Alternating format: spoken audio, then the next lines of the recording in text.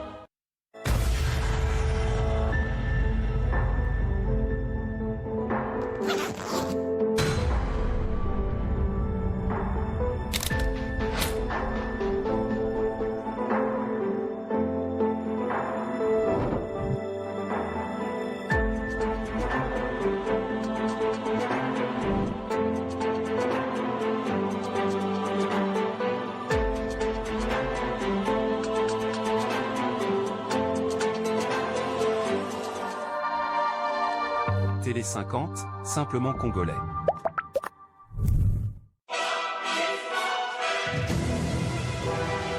Nouveau classement de l'Institut Sondage Le Point en République démocratique du Congo.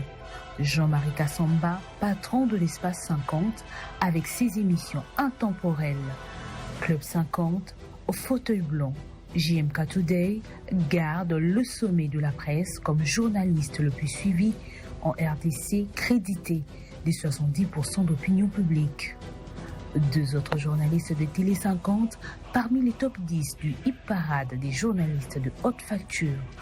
Arlette Boutella est classée dans le top 10 de journalistes leaders avec Ça fait débat et Christopher Ochokoum, toujours meilleur. 50 bonjours reste la deuxième tranche matinale la plus suivie. Télé 50,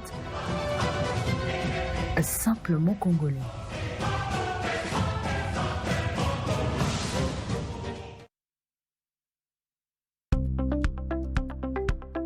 « 24 heures sur 24, Télé 50 vous fait suivre l'évolution du monde, car l'actualité ne s'arrête jamais. Nos équipes rédactionnelles et techniques sont chaque jour à pied d'œuvre pour remettre à jour sur nos différentes plateformes digitales de diffusion d'informations. Télé 50, nous sommes sur www.télé50.cd, sur Facebook, télé50.cd, Twitter, Télé 50, Instagram, Télé 50 officiel, TikTok, Télé 50 et YouTube, Banamboka Congo. Télé 50, à chaque instant avec vous, sur tous vos écrans, à portée de main.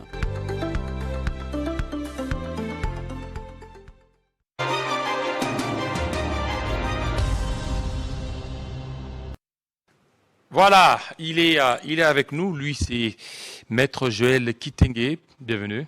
Merci beaucoup, Jean-David. Alors, vous êtes venu à la veille de la qualification de la RDC à la Coupe du Monde, 52 ans après. Ça vous fait quoi en tant que Congolais? Bon, tout Congolais, en tant que jeune sportif, la joie a été grande et nos nuits ont été un peu plus longues. Je crois presque tous les Congolais, certains ou les autres, ont pu aller au lit à 3 heures, 4 heures.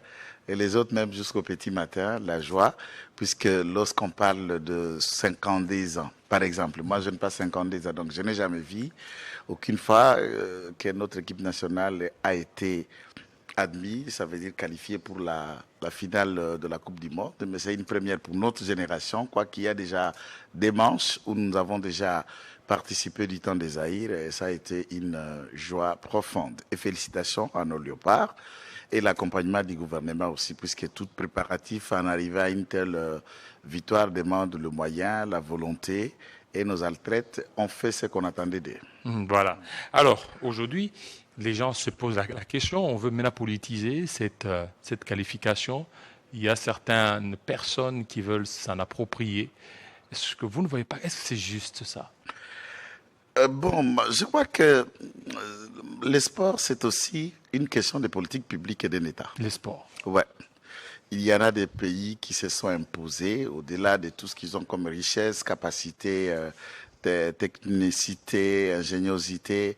Le sport aussi fait de l'Espagne ce que l'Espagne est aujourd'hui. Le Brésil, au-delà de l'agriculture, la révolution que Lula a apportée, le sport et les athlètes brésiliens sont le plus attendus. Par exemple, on a joué avec contre la Jamaïque.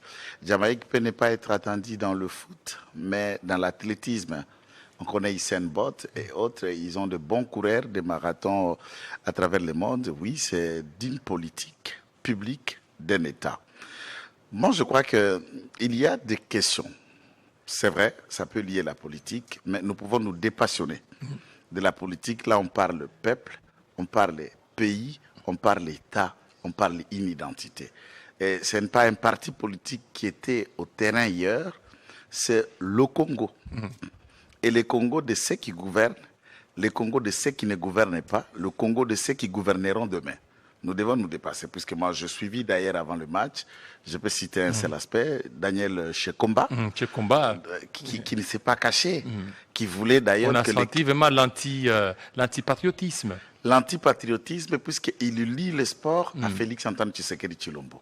Si l'équipe gagnait, ça sera la victoire de Tshisekedi va se glorifier, et ceci au-delà. Donc, il ne voit pas même que les Congolais vont se réjouir, les Congolais seront contents. Cette génération se dira non, au moins dans notre génération, l'équipe nationale a franchi ses caps pour participer à la Coupe du Monde. Imagine un peu la politisation et vouloir même que son pays échoue.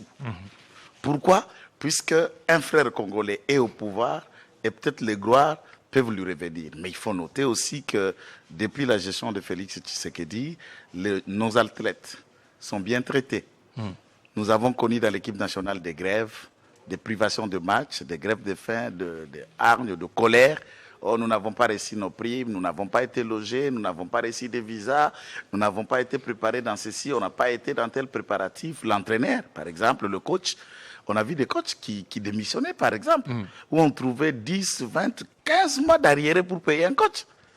Donc, et ça n'a pas été facile. Ça n'a pas été facile. Par exemple, des sabres est payé régulièrement. Nos athlètes, leurs primes arrivent régulièrement. Cette volonté est de la politique publique d'un État.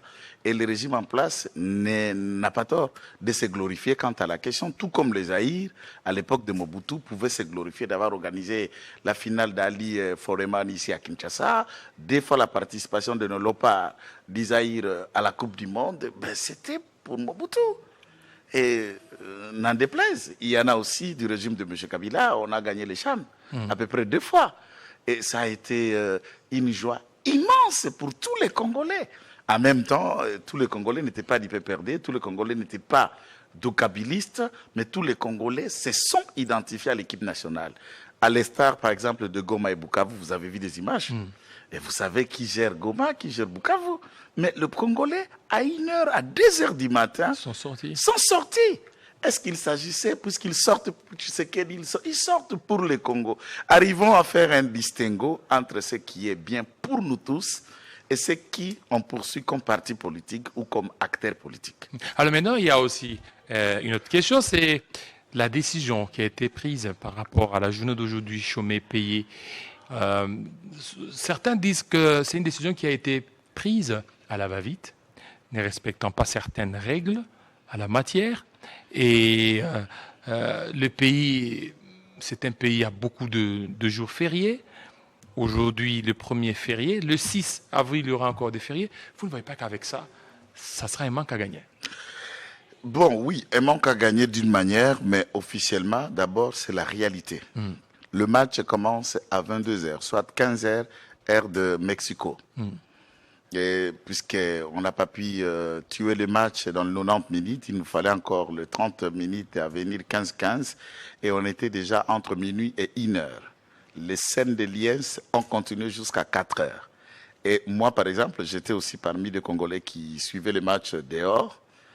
En allant au lit, c'était très difficile de se réveiller. Et l'État a agi en bon père de famille dans ce contexte, tenant compte de sa population, peu importe le défi. Quand on parle de respecter certaines règles... Est-ce qu'il n'y a pas de violation? Non, il n'y a aucune violation. Il n'y a aucune violation puisque les règles que nous parlons de règles, est-ce qu'il y a-t-il une loi spécifique en République démocratique du Congo pour déclarer X journée chômée et payée? Ce n'est pas qu'on a décrété que cette journée est devenue quasi officiellement et chaque jour férié, chômé et payé. Non, c'est une circonstance qui arrive une seule fois et n'en déplaise, il y aura peut-être le 1er avril de l'année prochaine qui ne sera pas férié par exemple. Ce n'est pas en tant que tel, mais ça a effréné quelle loi? Quelle disposition? Qui décide que tel jour on va travailler qui n'a pas été décidé? Et à la matière, on viole quoi? C'est ça la question. Par exemple, pour 2 jours fériés, il y a une loi en cours d'examen au Parlement qui a été initiée par un député où on est en train de réduire les différentes journées fériées de ceci, on en a nombré. Du mois de janvier, par exemple, on en a le Jon, du mois d'avril, le 30 juin, ainsi de suite. Il y en a autant de jours. On va les réduire et les regrouper à une seule disposition où il n'y aura qu'une seule journée où, par exemple, est déclaré chômé, férié et payé, par exemple, pour tout le martyr, de manière générale. Je prends l'exemple, s'il s'agissait de Mouzé Laurent-Désiré Kabila, de Lumumba ou d'autres. On réfléchit de tous ces martyrs un seul jour. C'est un projet de loi qui est déjà en débat. On réfléchit un seul jour pour qu'il n'y ait pas les 16, nous sommes à la maison, les 17, nous sommes à la maison, c'est le 4 janvier, qui est aussi le martyr de l'indépendance, nous sommes à la maison. On peut prendre du 4 janvier, le 16, le 17, en faire un seul jour où tous les martyrs sont commémorés, par exemple. C'est une disposition et à ce moment-là, on va gagner en termes de temps, puisqu'il y a pas mal de défis. C'est un pays qui n'est pas à reconstruire, mais à construire. On ne reconstruit que ce qui était construit et qui a été détruit. Au Congo, tous ceux qui ont des projets de reconstruction rêvent, puisqu'on ne reconstruit quand on a construit. Ici, nous construisons ces pays où quasi tout est à l'embout. L'économie, l'infrastructure, le voie des communications, nos universités, les différentes écoles, nos structures sanitaires et hospitalières, voulais-je dire. Et on est en train de reconstruire l'armée, la police, le mental. Tout est à refaire et 1 minute de retard ne nous met pas en avance par rapport aux défis qui sont face au Congo. Voilà, par rapport aux défis, mais il y a encore, parlant certainement de loi, des règles. On a suivi, il y a eu un réaménagement, il parle de réaménagement technique au gouvernement du Haut-Katanga. Beaucoup de gens se posent la question, est-ce qu'un intérimaire peut aller dans ce sens-là? Pourquoi ne pas peut-être attendre d'autres décisions au niveau de l'Assemblée provinciale pour qu'il puisse réaménager le gouvernement? Non, mais à ce stade, il faut quand même que les gens comprennent le fonctionnement des ETD, des entités territoriales décentralisées, ou encore la loi portant sur libre administration des provinces. Lorsque le gouverneur est élu dans un ticket avec son colistier qui est le vice-gouverneur, ils sont élus pas puisque celui-ci est l'adjoint, pas puisque on prévoit que la mort, on a prévu la léthargie qui peut freiner le fonctionnement d'une ETD, et donc l'entité territoriale décentralisée, tout comme la province, et permettre à ce que l'État continue à poser des actes de manière régulière. Ici, il ne s'agit pas d'un remaniement, un réaménagement technique, et le gouverneur Haï et le gouverneur du cabinet du gouverneur suspendu. C'est le même cabinet qui a réaménagé ses équipes de travail. Et dans l'exécutif provincial, nous avons le gouverneur, le vice-gouverneur et autres. Et un seul mandat. Quand vous lisez la loi, vous verrez que dans les prérogatives qui relèvent du vice-gouverneur, pendant que le gouverneur titulaire est là, la Constitution et l'ETD est un petit peu muette quant à la question. On n'a violé aucune disposition, on n'a violé aucune loi, ça n'a heurté aucune sensibilité. Ce n'est que normal d'un cabinet qui était élu et ce cabinet a réaménagé des collaborateurs. Oui, est-ce que ça c'est réaménagement? Parce que déjà, il y a 10 ministres, sous ces 10 ministres, il y a 7 nouveaux ministres, 3 anciens qui sont là. Est-ce que ça, ce n'est pas un chamboulement? Non, ce n'est pas un chamboulement de lors que tous ne sont pas partis. Ça aurait été un chamboulement si le 3 ne faisait pas partie de l'ancien cabinet. Il y a 7 nouveaux venus dans le... Et qu'est-ce qui pourrait aménager, dès lors qu'il réaménage, qu'est-ce qui pourrait encore l'empêcher? Parce que les plus grands, ce qui est important, c'est ce qu'il a fait, réaménager techniquement le gouvernement. Et c'est que certains le voyaient dans un régime des limitations, d'autant plus qu'il est intérimaire. Qu'est-ce qui va encore l'empêcher parce qu'il a eu à franchir autre chose? Bon, l'empêcher pour faire quoi? Je ne sais pas l'empêcher ou l'empêchement. D'abord, l'empêchement, c'était de savoir, par exemple, après le départ de son collègue, le titulaire, il y avait un certain nombre de frais. Le frein quant au fonctionnement de la province, puisque l'autre continuait d'une manière indirecte à tirer ficelle à ceux qui lui restaient encore fidèles dans ce gouvernement provincial. Il y avait pas mal de comportements, puisqu'il faut noter que la suspension de son titulaire est liée à un certain nombre de rapports d'ordre sécuritaire et de gestion, et de mégestion, j'allais dire, qui sont décriés. Et quand on réaménage une équipe, ça veut dire qu'on s'attend au résultat, on attend boucher le trou décrié par la province et l'hiérarchie du pays ici à Kinshasa, et qu'on a trouvé qu'il fallait encore du sang frais, l'énergie nouvelle, pour perpétuer un programme. Pour raison, vous verrez que ce gouvernement, il y a déjà eu remise et reprise. Cependant, un nouveau gouvernement, du point de vue de la loi organisant les entités territoriales décentralisées ainsi que la libre administration des provinces, on devrait investir ce gouvernement, mais ce gouvernement ne sera pas investi, puisqu'il ne s'agit pas d'un nouveau gouvernement avec un plan d'action quinquennal qui doit être défendu et présenté au gouvernement. D'ailleurs, pendant qu'ils sont allés présenter à la session de septembre de l'année passée, la session budgétaire, c'est l'ancienne équipe dirigée par Kazembe Kiaboula qui ont présenté l'état financier de l'exécutif provincial, le budget, et l'Assemblée provinciale en a adopté.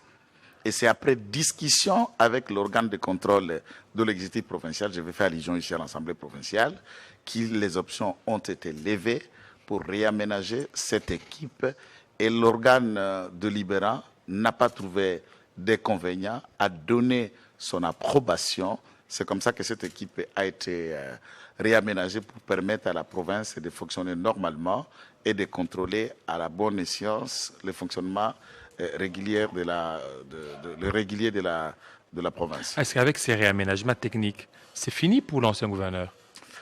En tout cas, pour Kiaboula, à ce que moi je sache, le miracle existe pour ceux qui croient en Dieu, mais ici nous sommes dans un domaine de la politique.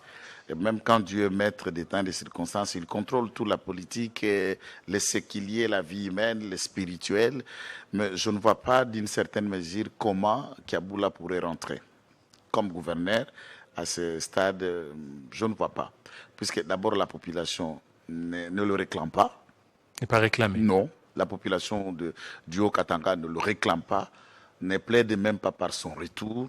Ils sont très contents de voir ce réaménagement, puisque vous n'avez vu ni manifestation, ni réclamation, à part quelques bouches autour de Kiaboula qui trouvent que maintenant ce réaménagement est un signe de la fin de son règne dans la province du Haut-Katanga. Mais bien avant, c'était un acteur politique majeur. Il savait déjà que c'était la fin de son règne. Kiaboula, il faut le conjuguer au passé.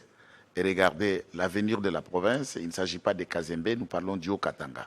Kazembe n'est qu'un animateur, le Haut-Katanga c'est plus que Kazembe, c'est plus que Kiaboula, c'est plus que Michel Kabwe-Mwamba et tous les autres. Donc, à chacun, le fils et filles du Haut-Katanga, d'apporter leurs idées, leur expertise, de s'ouvrir, de collaborer avec les animateurs de la province, dont le gouverneur Aïe, qui assure l'intérim et pour le bon fonctionnement de l'État. Organiser les élections ou autre méthode ne serait que une autre perte de manche qui nécessiterait autant le moyen, le temps et la campagne et autres, alors qu'on a déjà un programme, lequel programme a été présenté par Kiaboula Kazembe et il peut le continuer. J'ai attendu aussi, d'une certaine mesure, un avocat que je respecte, puisqu'il est libre, qui est venu, je ne sais pas devant quel parquet, déposer une plainte. Oui, au niveau le parquet près la Cour de cassation. Le parquet général près la Cour de cassation a déposé une plainte. Entre-temps, le dit avocat n'est porteur de la procuration de personne. Il n'est ni député, ni quoi, ni comment. En droit, même une action devant le parquet, nous savons que le parquet traite des questions, généralement tout, mais en accent les questions qui relèvent des infractions pénales. Si tout est du droit administratif, nous connaissons qu'il y a un parquet près les instances administratives. Quelle est la qualité de cet avocat? Quel est le préjudice subi par cet avocat? Et cette plainte sera considérée comme une dénonciation ou une blague juste puisqu'il attend que la presse ou le monde parle de lui. Ça va produire rien. Rien. Puisque je parle tout en respectant les lois de la République. Il vient au nom de qui? S'il peut dénoncer par un courrier, saisir l'Assemblée provinciale, le bureau ou l'Assemblée plénière le répondra. S'il peut informer aux autorités à Kinshasa, les autorités, chacun à son niveau, le répondra. Le fonctionnement d'une province et la plainte, je n'ai vu aucune infraction pénale dans ces réaménagements techniques. Et qu'est-ce que le parquet va statuer? Contre qui? Pour qu'un gouverneur aille ou un gouverneur titulaire en fonction réponde devant un parquet, il y a des préalables et des procédures. Le procureur ne peut pas se réveiller tout de suite et il poursuit un gouverneur, il y a des règles et nous connaissons des préalables. Et à ce stade, l'Assemblée provinciale est d'accord avec l'exécutif provincial. Alors qu'est-ce qui fait... Et à ce stade, je ne vois pas sa plainte si Qu'est-ce qui fait ces ce n'est revirements? pas juste une vaste blague qu'on peut qualifier même de mauvais goût. Et alors qu'est-ce qui justifie les revirements? On l'a vu à un moment donné, l'Assemblée provinciale était même contre, à un moment donné, il a même accusé l'ancien vice-gouverneur Kazembe Choula. Il était devant cette assemblée, mais aujourd'hui on voit, c'est un mariage. Le mariage, on voit Kazembe Choula aux côtés du président de l'Assemblée provinciale. Qu'est-ce qui a bougé pour qu'aujourd'hui qu'on ait Au départ, il faut noter que l'Assemblée provinciale l'avait destitué. Oui. Et il a saisi les instances habilitées, la Cour constitutionnelle par un arrêt, la réhabilité dans ses fonctions. Après discussion et des guéguerres, c'est là où je salue la sagesse du président Michel Kabwe-Mwamba et tous les autres membres du bureau, je vais bien dire l'Assemblée provinciale, qui a compris que leurs intérêts personnels, les guéguerres, le querelle et l'élite intempestive qui ne peut permettre le Haut-Katanga à évoluer, on peut le mettre de côté et privilégier quel intérêt supérieur du Haut-Katangais. Et cet intérêt supérieur les a poussés à regarder qu'est-ce qu'il faut, qu'est-ce qui doit être fait et comment le faire. Puisque pour ne pas accepter quelqu'un ou lui faire confiance, il faut d'abord le tester. Et je vois que c'est malsain de critiquer quelqu'un qui n'a pas encore fait ou qui n'a pas encore commencé. Celui-ci est intérimaire. Il dit, je vais travailler. Non, je n'ai pas la même mise puisque le gouverneur et le ministre attendent encore les injonctions qui leur viennent de Kiaboula. Et je voulais avoir la main libre pour travailler et m'évaluer en tant que tel. L'Assemblée provinciale n'a pas trouvé d'inconvénients et il ne pense pas à bloquer la province pour le bien-être du peuple et de ceux qui les ont envoyés à l'Assemblée provinciale. Ils ont trouvé bon qu'échanger avec les vice-gouverneurs et gouverneurs ad intérim, travailler d'étroite collaboration, contrôler ses actes et ses actions serait prioritaire que des guéguerres utiles et inutiles. Alors aujourd'hui, c'est un beau mariage entre les deux. Nous saluons en tout cas la concorde qui Ils sont règne tous d'une même entre... famille politique. Bon, pas généralement, puisque je prends l'aspect de Kaboula. Kaboula est de l'Union Sacrée, tout comme Martin Kazembe est de l'Union Sacrée. RDEV est un parti mosaïque de l'IDPS. Tous les élus d'RDEV sont les élus de l'IDPS, mosaïque. Quand Martin Kazembe a été élu dans la liste directe de l'IDPS comme parti politique, c'est entre alliés. Et cette majorité, elle demeure encore Union Sacrée, et c'est en interne, ça a été débattu. Les langues qui pouvaient les opposer ont été déliées. L'intérêt de la province les ont unis, et nous saluons, nous les encourageons de consolider cette unité. Avant qu'on parle de la révision constitutionnelle, il y a encore une autre question qui fait débat. C'est la correspondance du secrétaire de l'Union Sacrée s'adressant à des mandataires des SNEL, leur exigeant des sommes. Est-ce que là, nous sommes en train d'aller vers l'instauration d'une plateforme d'État, alors que pendant ce temps, il y a des priorités? Bon, en tout cas, dans ce courrier, il faut d'abord noter, il faut d'abord noter que tous les mandataires des entreprises publiques, il y en a des technocrates, il y en a ceux qui ne sont même pas politiciens, et tous ne sont pas membres de l'Union Sacrée. Le président n'a pas nommé que le membre de l'Union Sacrée au poste dans toutes les entreprises. Le courrier a été adressé aux mandataires membres de l'Union Sacrée, comme leur quote-part. Tous les partis politiques, en tant que tels, que ce soit parti, regroupement, mais presque ou formation tout le monde politique, aujourd'hui. s'il vous plaît. Non, ce n'est pas tout le monde. Presque parti politique, il arrive, ça dépend de l'organisation interne. Ceux qui retiennent à la source, c'est le 10%, de 20, de 5, ça dépend de leur organisation. Et cet argent est l'argent du mandataire qui contribue. Et si la demande est la demande de l'entreprise ou de la société, de l'administration dont le mandataire a la charge, qui doit contribuer, ça c'est une autre question. Moi aussi, j'ai lu ce document, c'est le courrier adressé au mandataire. Et non pas en tant que tel. Et on l'appelle dans ses cotisations comme membre de l'organisation. Ça, c'est un.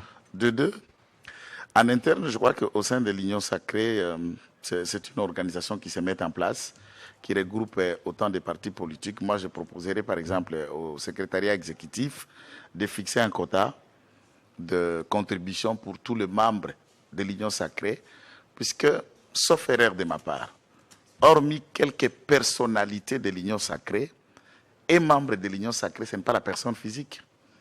Et membres de l'Union Sacrée, ce sont les organisations morales. IDPS, AFC, AFDC, INC, MLC, ainsi de suite. Et c'est chaque parti politique ont des députés, des ministres, des mandataires, les autres n'en ont pas. Et chaque parti peut, par exemple, contribuer à la hauteur de 1 franc. C'est juste un exemple dérisoire. 1 franc ou 2 francs, et qui est payable, par exemple, à la trésorerie du secrétariat exécutif de l'Union Sacrée, puisque l'Union Sacrée loue un bâtiment en plein boulevard du 30 juin. Les ressources, c'est de payer ces bâtiments. Il y a des administratifs et des cadres dans l'administration. Il y a une chaîne de télévision qui est gérée par l'Union Sacrée. Il y a des journalistes, il y a des personnels. Et tout ce qui doit venir du frais de fonctionnement de cette administration politique doit venir de ses membres. Et ces membres, il y a d'un côté des partis politiques et regroupements politiques, il y a d'un côté des personnalités politiques au sein de l'Union Sacrée. Et c'est d'organiser cette contribution en interne, et ça peut faire l'objet d'une note sur Kirel, et ça peut faire l'objet d'un échange au bureau, qu'est-ce qu'on appelle, du directoire, présidium, voilà les mots que je cherchais, le présidium de l'Union Sacrée, permettant à ce que Mbata et tout ce qui dépendent de lui fonctionnent. Donc le besoin, pour moi, je lis ces courriers comme un souci d'avoir le moyen de fonctionner, mais ils peuvent discuter, s'organiser et trouver ces moyens pour que l'Union Sacrée fonctionne. Oui, est-ce qu'il y a des mandataires qui ne font pas partie de l'Union Sacrée? Je suppose qu'il y a je me rends compte que tous les mandataires sont de l'Union Sacrée. Bon, il y a des personnalités, je parle par exemple l'aspect.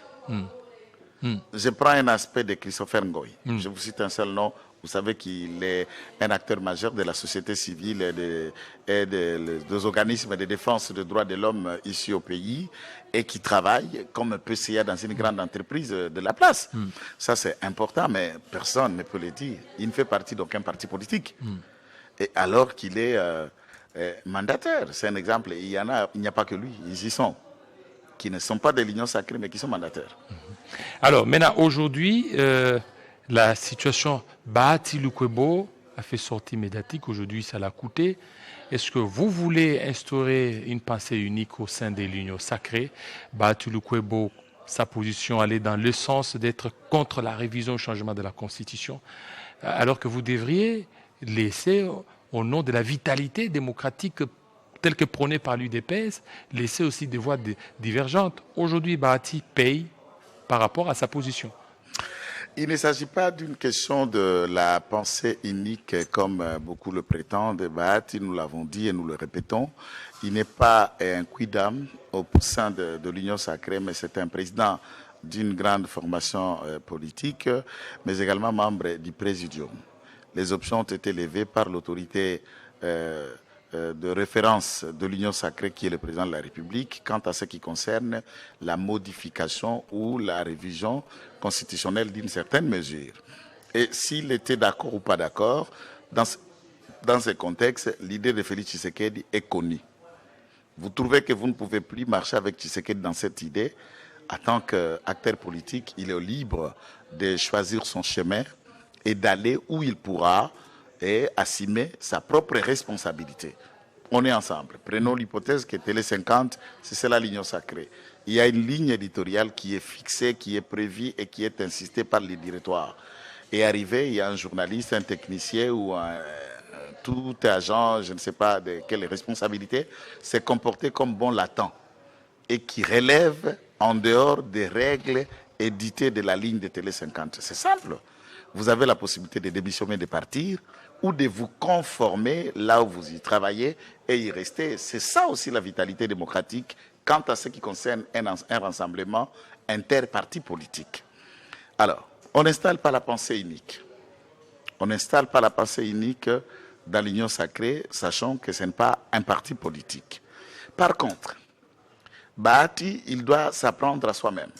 À soi-même. Il doit s'apprendre à soi-même, puisque le régime, ou si c'est le régime, si c'est Félix Antoine Tshisekedi Tshilombo, a été tolérant et tous les autres cadres membres de l'Union sacrée ont été tolérants dans son esprit managérial, commercial, dans son esprit affairiste. Le problème, ce n'est pas celui-là, parce que si vous revenez dans la conférence des places, où il finira par clasher sur l'aspect de révision ou pas révision constitutionnelle, il était d'abord question de parler de la Bralima Bukavu, de la Bralima Nord Kivu, et ainsi de suite, qui était pillé par l'occupation des troupes rwandaises dans ces zones. Et les documents ont été rendus publics par la direction de la Bralima, où M. Bahati, pendant cette occupation, il a racheté par le biais de Groupe Taverne, qui est une société qui rassemble tout autour de lui. On connaît, il y a des supermarchés dedans, la vente de véhicules, la location d'immeubles, la vente d'immeubles d'appartements, les chambres froides, et ainsi de suite, tout ce qui va avec. Et c'est dans la grande agglomération d'affaires de M. Bahati.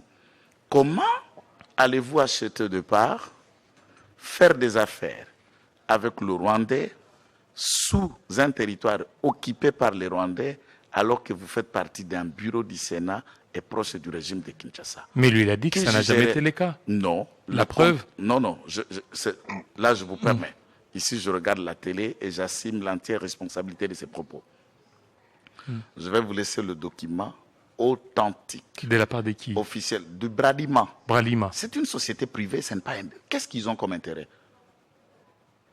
Qu'est-ce qu'ils ont comme intérêt? Bralima a cité nommément. Nommément le groupe Taverne. Taverne, c'est le groupe de... TV. Le groupe TV qui ont signé le contrat avec la société. Et on connaît le groupe Taverne. C'est comme je peux revenir tout en donnant l'exemple toujours de Télé 50. Télé 50 qui s'engage en contrat avec tel. et simple, clair. Mais si on intéressait Jean-Marie Kassamba de répondre à ces questions qui concernent Télé 50, où est la faute? Si on sait que c'est Télé 50 qui s'est engagé. Et en quoi vous pouvez nier? Alors, démontrez-nous, entre Jean-Marie Kassamba et Télé 50, quelle est la différence? Et qui dirige qui décide sur quoi? C'est son groupe qui a racheté le part, investi de millions, coopéré avec le Rwandais et placé des gestionnaires pour ces parts de Rwandais. Tout ça, ça a énervé la sensibilité énorme. Et ceci n'est pas une information, c'est un raisonnement sécuritaire connu par des personnes haut placées. Au-delà de ces faux parts ardés, vous vous permettez à donner des leçons aux gens, il ne peut que s'apprendre à soi-même. Ça, c'est une faute qualifiée même de haute trahison pour un dignitaire d'un régime et qui collabore avec un mouvement terroriste, qui collabore avec l'État agresseur et qui fait les affaires avec un État agresseur pendant l'agression. Oui, mais peut-être lui, il s'était désolidarisé de ce groupe. Il y a quelqu'un d'autre qui dirigerait. J'utilise toujours le conditionnel. Et pourquoi les lier totalement à lui? Nous connaissons ce genre de méthode. Les politiques congolais, même quand ils achètent une propriété, on peut tous dire que non, c'est la parcelle de tel, c'est la chaîne de télévision de tel, c'est le véhicule de tel. Généralement, je suis praticien de droit, vous ne trouverez jamais leur nom. C'est une copine, c'est un enfant, c'est une tante. On met même le nom des morts de leur famille, des personnes qui sont déjà enterrées il y a 40 ans, mais qui viennent d'acheter aujourd'hui. Je ne sais pas comment les morts ressuscitent pour venir acheter. Et c'est de cette manière-là qu'ils aliènent leurs biens et leurs propriétés. On connaît la méthode. Alors maintenant, aujourd'hui, révision constitutionnelle. Vous y tenez toujours? UDP se tient à révision au changement de la Constitution? D'ailleurs, je crois que les images, vous êtes très mieux placés pour savoir tout ce qui se passe dans le monde audiovisuel du pays et du monde. Après le match de la RDC et Jamaïque hier, le président de la République, là où il suivait les matchs, il était contraint maintenant, puisqu'il ne l'a pas suivi chez lui, et il était contraint de quitter là où il suivait les matchs de l'autre côté de l'est de la ville et retourner au Mont-Galiema dans sa résidence. C'est la population qui a communié avec lui. La population ou les cadres ou l'UDPS? Non. Ou les militants de l'UDPS? Il a suivi d'après nos sources, sauf erreur de ma part. Il a suivi le match à l'est de la ville. Quand j'ai fait l'est de la ville, vous comprenez, non, ouais. Tchangou. Exactement, de l'autre côté, Sélé. Et en quittant Sélé, c'est l'UDPS qui sortait dans toutes les rues de Willery, de Rampo-Vitar et Kitambo, tout ce qui remplissait. Même si on est nombreux, nous n'étions pas une foule comme si c'était hier. Hier, c'était une grande fête. Même le 31 décembre, la bonne année, on ne peut même pas comparer. Et hier, la liesse. Et maintenant, cette foule disait et quoi? la foule scandait, appelait Tshisekedi au changement de la Constitution. La foule. Donc, scandée. Une récupération politique. Nous ne faisons pas de récupération. Même quand il était encore à Genève avec Martin Fayoulou, Jean-Pierre Bemba, Katumbi et autres, attention, c'est cette foule qui lui ont appelé à retirer sa signature. Et en écoutant cette foule, il est devenu aujourd'hui président de la République. Il faut noter que l'initiative, même quand il en a pensé, il n'a pas caché cette pensée.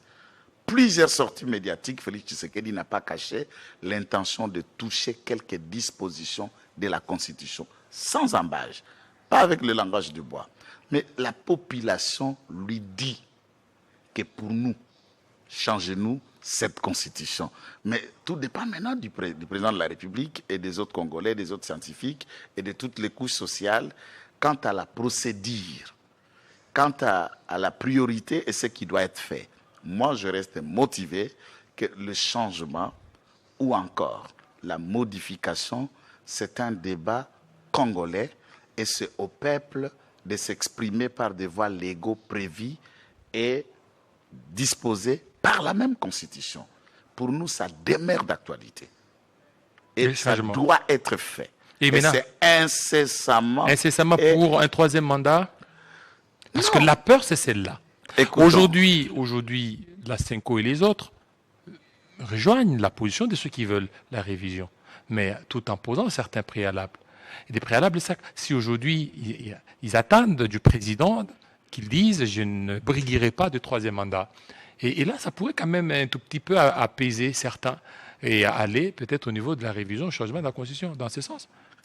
Ces débats de la SEMCO et des autres possibilités politiques, moi je crois qu'on doit réfléchir scientifiquement et politiquement. En demeurant dans cet esprit de la Constitution, il s'avère qu'il y a des articles tangibles, prévus, disposés dans cette Constitution et qui déterminent de quelle manière on peut toucher certains, on ne peut pas toucher les autres. Les débats, à ce que Félix Antoine Tshisekedi se prononce alors que la Constitution est claire. La Constitution n'interdit pas sa révision. La Constitution n'empêche pas une possibilité de l'amender. Pour qu'il y ait un tel débat, pourquoi ne pas attendre un projet de loi constitutionnelle, puisqu'à ce moment-là, on a l'exposé des motifs, on a les différents articles qui sont envisageables à une modification ou carrément à un ajout soit d'une phrase de paragraphe ou à élarguer l'article totalement pour le remplacer par un autre. Lorsque maintenant, ces projets de loi parlera du quelconque tel article, telle disposition qui semble être tangible ne doit pas être touchée, à ce moment-là, nous pouvons faire un débat oulé pour l'opportunité, la nécessité et l'urgence à toucher telle ou autre disposition. Je lis et suivre la vidéo de l'ex-président Kabila quant à la Constitution alors qu'il battait campagne pour le oui, parlant de l'Église catholique, qui a été opposé à lui. Il dit qu'il a bâti seul campagne partout et l'Église catholique a bâti campagne pour dire aux Congolais de dire non, de ne pas accepter cette constitution puisqu'elle était mauvaise, elle était ceci, elle était cela, elle était cela, elle était cela. Pourquoi à l'époque cette constitution était mauvaise pour l'Église catholique? Aujourd'hui, cette constitution est bonne pour eux. Alors, c'est pour dire que les avis, les dynamismes dans le changement des positions évoluent dans les temps et dans l'espace. Il en était pour l'UDPS, qui en a prêché pour qu'on vote non à cette constitution, mais les camps des autres Congolais ont rapporté par oui, et cette constitution est devenue opposable à nous tous. Les temps et les moments déterminent cette constitution, si elle est adaptable, si on peut les réadapter de plus. Et c'est cela la question. Le troisième mandat de Félix Antoine Tshisekedi Tshilombo ne peut être possible que si et seulement si cette constitution est changée totalement. Puisqu'en le changeant, tous les verrous tombent. Et quant à la modification, mais ça ne fait même pas débat puisque la Constitution dans l'article 218 a déterminé de quelle manière elle peut être modifiée, qu'est-ce qui doit être modifié, qu'est-ce qui ne doit pas être modifié. Est-ce qu'il faut faire un discours encore pour expliquer ce qui est clair? Le président Kabila disait à une dame, il dit, donnez à ma petite sœur la Constitution, mon sort et tout ça est déjà mentionné dans la Constitution. Qu'est-ce que vous voulez que je dise? Et vous voulez que Tshisekedi dise quoi aujourd'hui? Qui n'est pas repris dans la Constitution. Arrêtons de faire comprendre aux Congolais que la modification, la révision constitutionnelle est une faute. On a entendu même des théories incendiaires, des théories de sapeurs-pompiers que je peux qualifier de chasseurs en eau profonde en droit, qui qualifient une modification ou la révision constitutionnelle d'un coup d'État constitutionnel. C'est dangereux. C'est dangereux, la Constitution l'a dit, la Constitution l'a prévu. Maintenant, d'où proviendrait et quel serait ce coup d'État? C'est lié par rapport à quoi? Il n'y a pas une question, il n'y a pas une question taboue. Nous, nous demeurons, et d'ailleurs, nous continuons, comme d'autres Congolais hier ont appelé au président de la République, le Congolais dans son ensemble. Après le match, on a scandé au président de la République, change-nous cette Constitution. Mais notre exhortation, c'est de dire au président, tout changement, toute modification doit respecter les lois de la République. Et je salue ici l'initiative du professeur Tony Mwamba. Vous êtes juriste, les Congolais savent. Le référendum tel que prévu par la Constitution est aussi muet. Comment organiser le référendum? Quelle est la durée? Qu'est-ce qui peut être régulier par l'organisation du référendum? Quelles sont les irrégularités? Les infractions d'ordre électoral ou pénal qui peuvent être relevées du référendum. Il faut qu'il y ait une loi qui organise même le fonctionnement du référendum en RDC. Et ça, c'était un projet phare qui était aussi précédé par le professeur Sot Ngondakoy. Ngondakoy allant dans le même sens. Oui. Et c'est pour compléter des non-dits de la Constitution pour permettre à ce que l'État fonctionne. Merci. Merci beaucoup à Maître Joël Kitenge, surtout la promptitude avec laquelle vous avez répondu à notre invitation de ce soir. Merci à vous, fidèles téléspectateurs. Surtout, portez-vous très bien, soyez vigilants et prudents. Aujourd'hui, c'est Poisson d'avril, alors ne tombez pas dans ce piège. Portez-vous très bien et nous disons encore, l'ancien président du Sénat, Kengwa Dondo, n'est pas décédé. Ceux qui ont relayé, c'était par rapport au Poisson d'avril. Restez branchés sur Télé 50. À très bientôt.